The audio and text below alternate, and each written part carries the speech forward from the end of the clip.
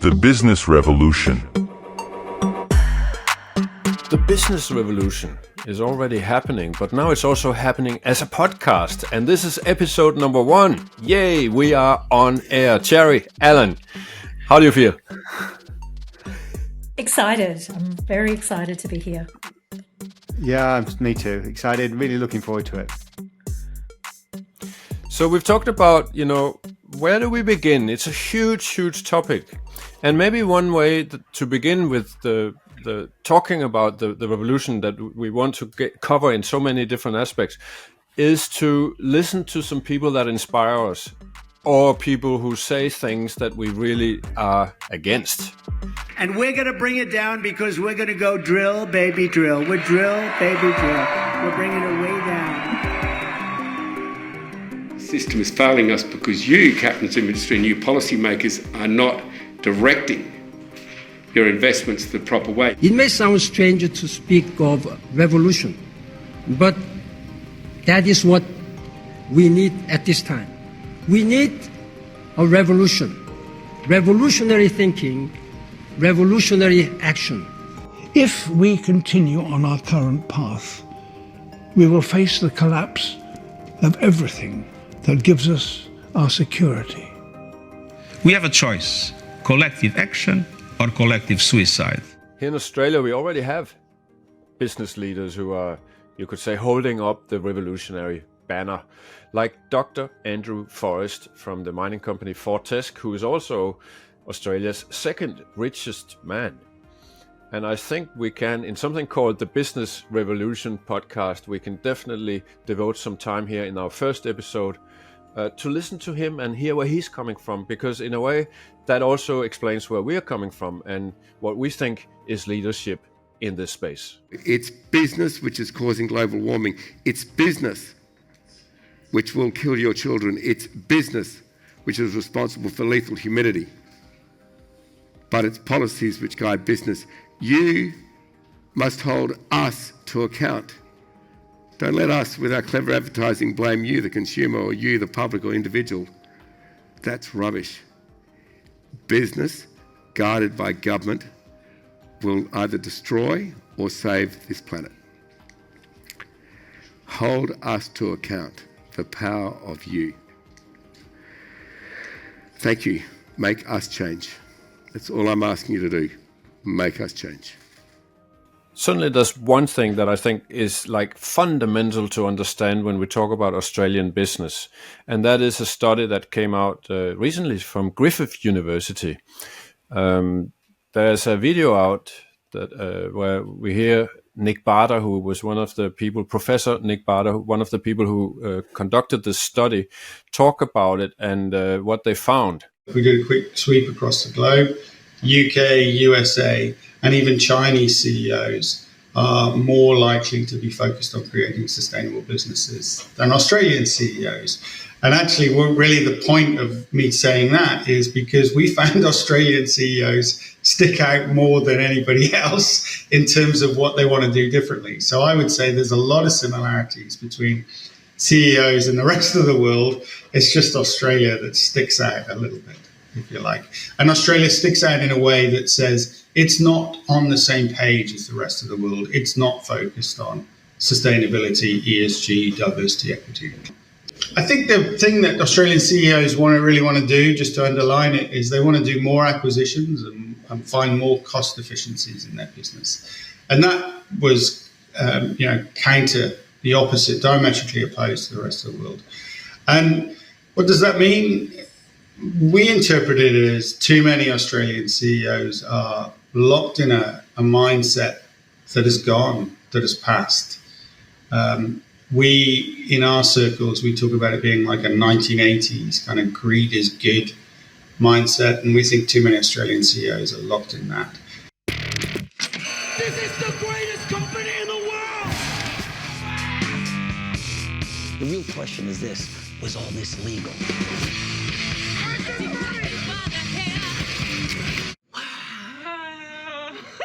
Absolutely not. Look, to be honest, I'm not surprised.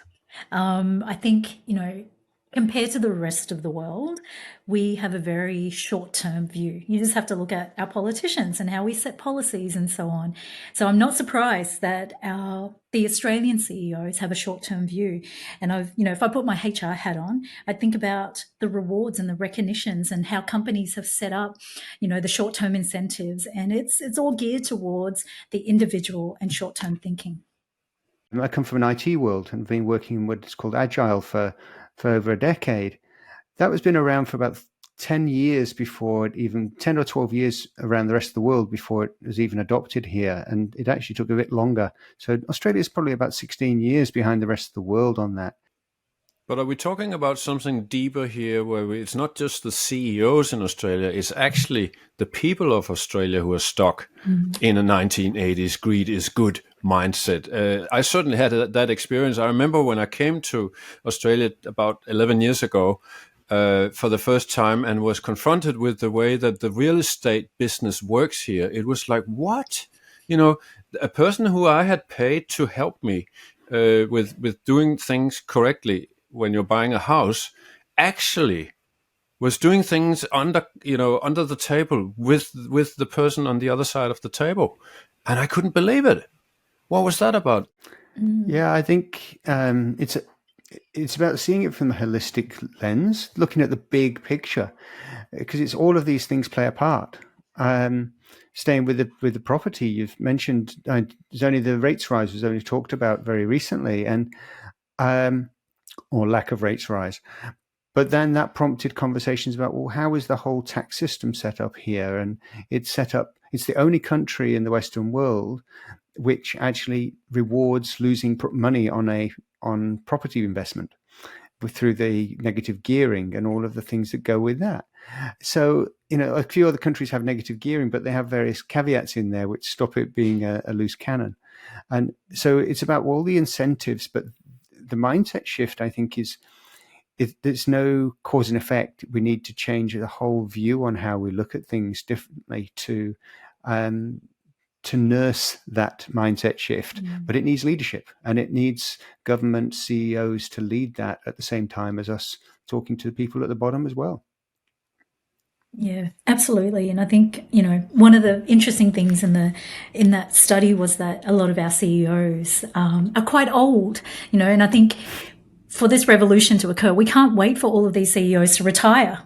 I think we'll be in a lot of trouble by then. So, it's how do we change the mindsets of our leaders in this country?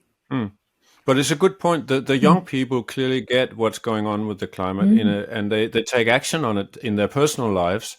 Whereas it's, in my opinion, very often you see people who are like up in the 60s, even 70s, they have this sort of feeling of, well, we are entitled to this lifestyle that we have. Don't tell us to change. We want to have the right to choose a big polluting SUV or something. That whole discussion is about entitlement, isn't it? That people feel that I have this wealth and I have a right to luxury. Yeah, it's going to be an interesting one though, because we need your vocal youngsters like your Gretas and the like, but they've got to be heard, and so we need people to listen to them as well as actually have them speak. There's one thing to hear, there's another thing to listen. And so we need maybe more education, more awareness of what it needs, and more linking. Have you seen that TV show where they've got the children in the old folks' home, and they're learning from each other? We almost need that in business. You say you want a revolution.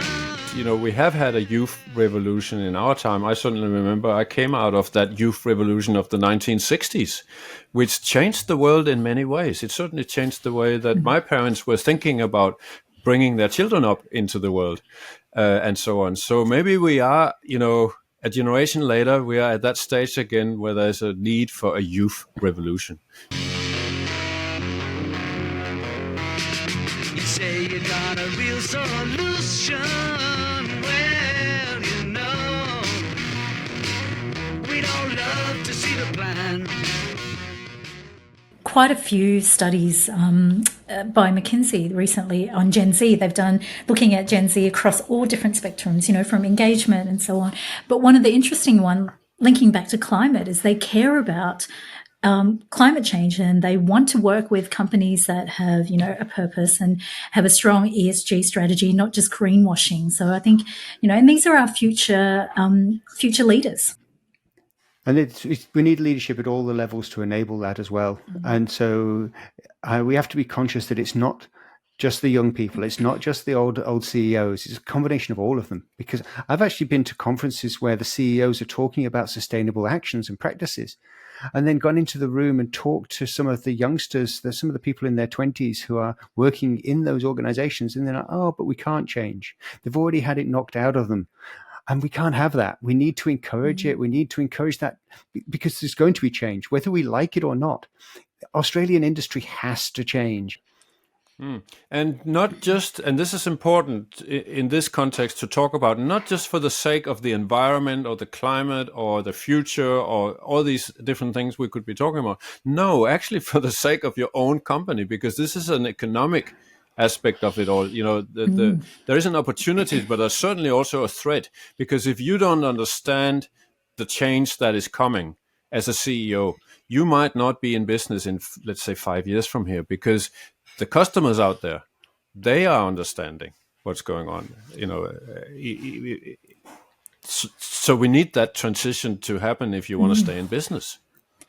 Yeah, absolutely. And I think consumers are becoming a lot more smarter and doing their research, right? So, for example, if you want to buy anything, you look at how sustainable a company is. I know I myself, won't buy something from a company that doesn't even have a standard sustainability policy or an ESG strategy. So, and I think a lot of consumers across the board are becoming a lot more savvier in doing their due diligence.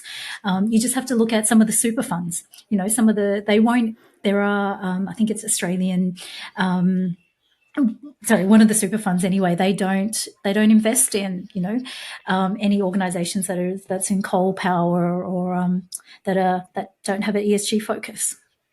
That's Future Super. That's it. Yes. And therein lies, it's consumers here in Australia, but that's also the exporters. And a lot of organizations are thinking, oh, but we're not exporting overseas. Well, new regulations are coming in at the moment, which is what's called Scope 3 for those who don't know. But that's all of the things in your whole supply chain. And so if you're supplying something, one of your buyers is selling something to someone in Europe, it's not long before they're going to go, oh, hang on a minute, I'm not buying from that supplier unless you change, and then you will get knocked out. You might survive somebody mentioned five years. It is within 5 years that this will impact most businesses here. That's not long. No, and we've seen that happen across, many other legislations from, going back decades to sort of privacy legislation to more recently around modern slavery and that supply chain effect, which will impact businesses here. The difference between this world going green, stopping the use of fossil fuels, stopping destroying your future, is the character of about 1,000 people. I'm one of them, and I want to be held to account. And I need you to hold others like me to account. And to say to those very captains of industry, you don't have blood on your knuckles or your fingernails when this occurs, because it is occurring now.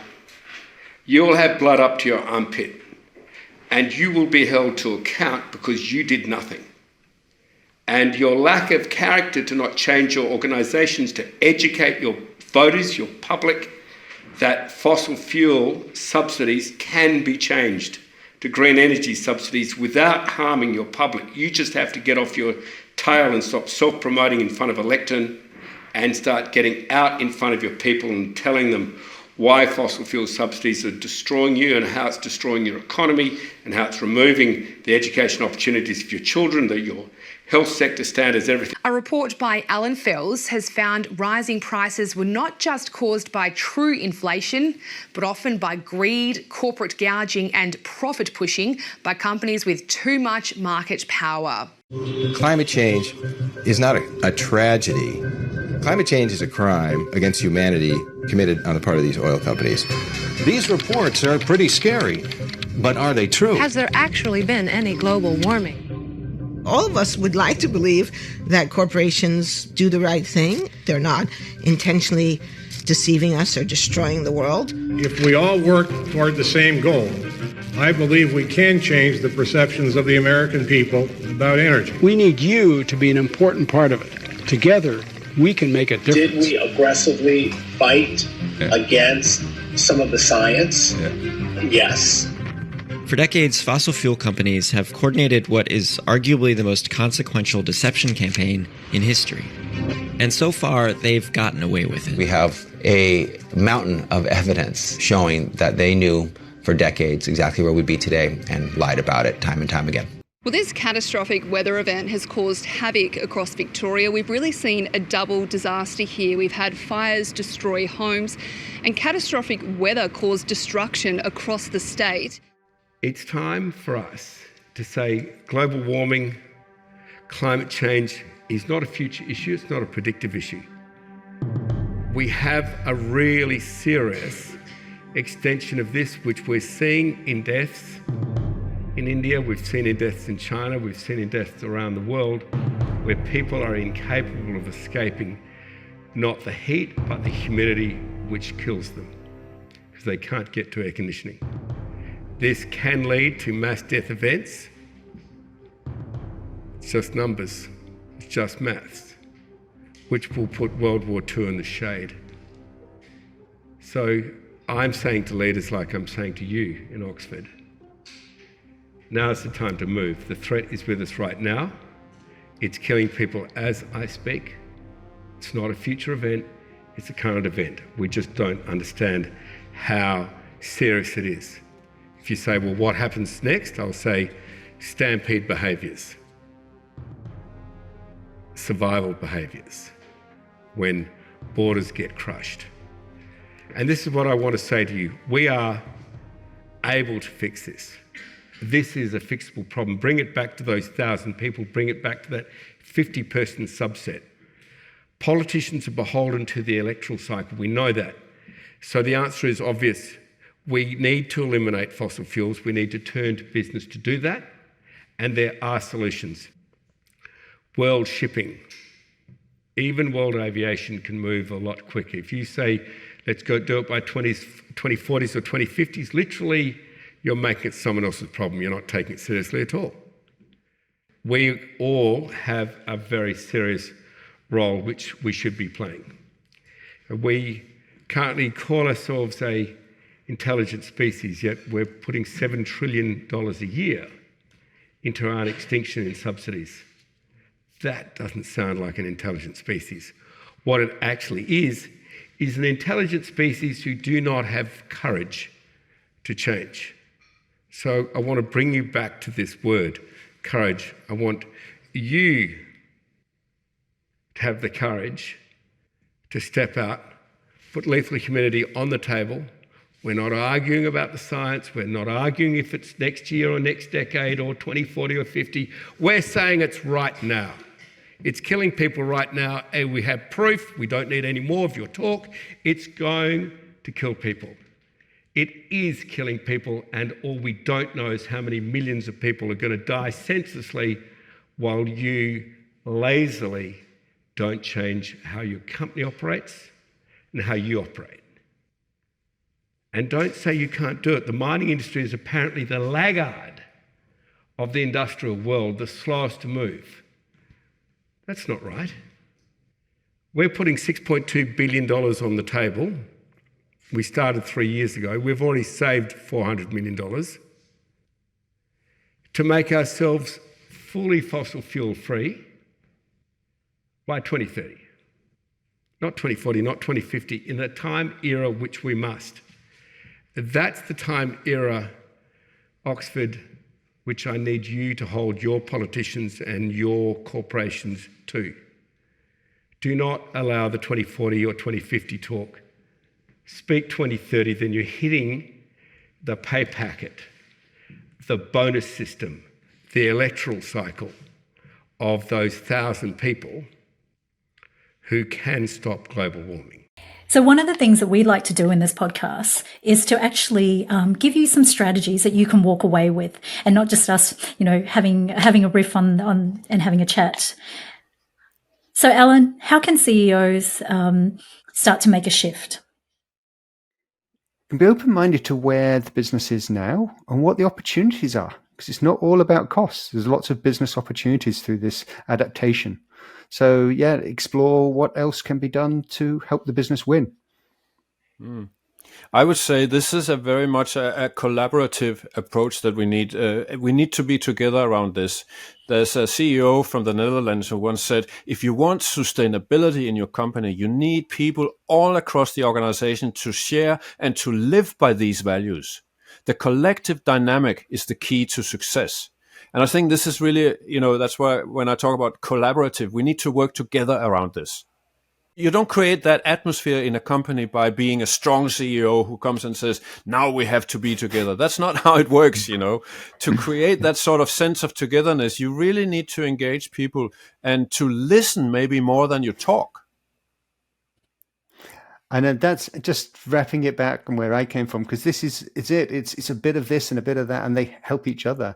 It's when you're going out and looking where are the opportunities, talk to your employees, just as Mick's shared there, and get those ideas, because they're a mine of information. Engage your employees. I think you've both spoken about what they can do personally. I think one of the things that CEOs can do is start to look at what are the systems that we have in their organization and what behaviors are they rewarding. Is it rewarding my individual short-term gains and bonuses, or is it rewarding the collective, how as a company we grow, but also look after all of our stakeholders? Exactly, and also promoting sustainability.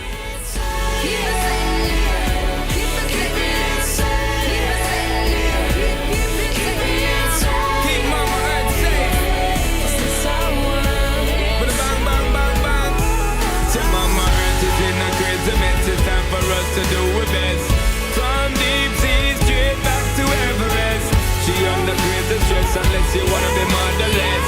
Green heart is the way of dress. Speediness and too much greediness. 6 billion people all want plentiness. Some people think this is harmless, but if we continue, they'll only be emptiness. That's just some of the topics that we'll be covering in the coming episodes, and we'll certainly be going out and talking with people in this field of being first movers and who understand which way the wind is blowing, so to say. At this point, I would say we have started the conversation about the business revolution, but let's try and keep it short. I'm suggesting that we generally try to keep the episodes of around 20, maybe 25 minutes, but in that sort of length. And our time is already up, folks. So congratulations. We've put the first episode on air, or rather out in the streaming world of phones and computers. Let's start preparing for what we'll be talking about in the shows to come. We'll certainly be talking about the transport revolution and the energy revolution, which are two big topics, but also something about the role that businesses play in society at a time when we see governments failing. Basically, governments worldwide are failing us. We, the people, are just looking towards leadership somewhere, and maybe it's the business CEOs who have to step in here and show that kind of leadership that's needed when we talk about the climate crisis and the many different crises that are rolling away with us, at the same time. And just adding to that, we're going to cover this breadth of business domains, but we mustn't forget, it's not just about what is happening. It's not just about what the opportunities are. It's about how we can get there, what can be done to help it. And we'll be sharing a little bit of all of that, because you need the whole lot to bake the cake. And in the coming episodes, we promise you, we'll help you to draw a line in the sand, or should I say in the muddy waters of advertising, between, for instance, what is greenwash and lies, or what is genuine moves to decarbonize and speed up the energy revolution, which is already happening big time. Last year, the world added a historic 510 gigawatts of renewable power capacity. And that's an increase up 50% from the year before.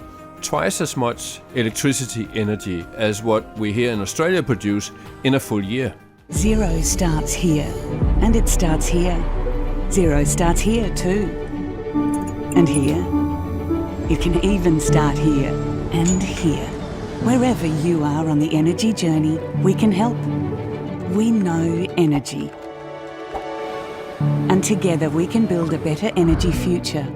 Shell Energy, powering business towards net zero.